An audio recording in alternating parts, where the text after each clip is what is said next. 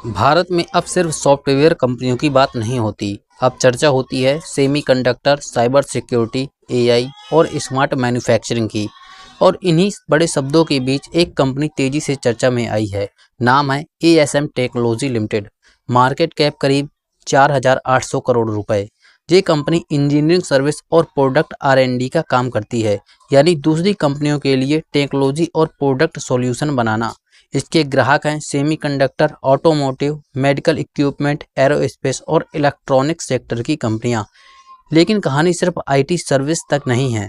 ASM technology अब semiconductor manufacturing की दुनिया में भी उतर चुकी है। कंपनी ने एचएचवी ग्रुप के साथ मिलकर भारत की पहली semiconductor focus equipment manufacturing facility शुरू की है।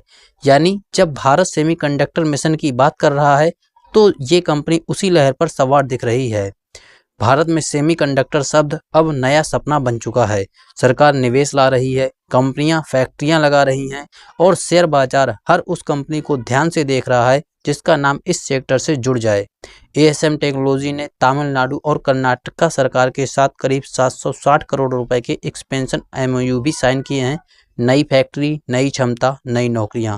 अब सिर्फ भारत ही नहीं, कंपनी की मौजूदगी अमेरिका, यूके, जापान, सिंगापुर और कनाडा तक है।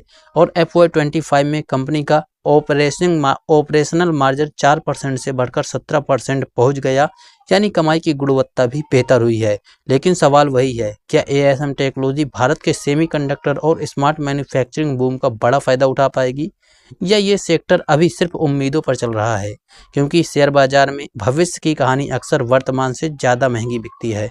तो दोस्तों, यही थी एएसएम टेक्नोलॉजी की कहानी। उम्मीद है इस वीडियो से आपको समझ में आया होगा, एएसएम टेक्नोलॉजी कंपनी के बारे में अच्छी जानकारी मिली होगी। अगर दोस्तों कभी भी कोई सवाल तो मुझे कमेंट बॉक्स में ज़रूर पूछना। और दोस्तों, किसी भी कंपनी में निवेश करने से पहले खुद की रिसर्च जरूर करना।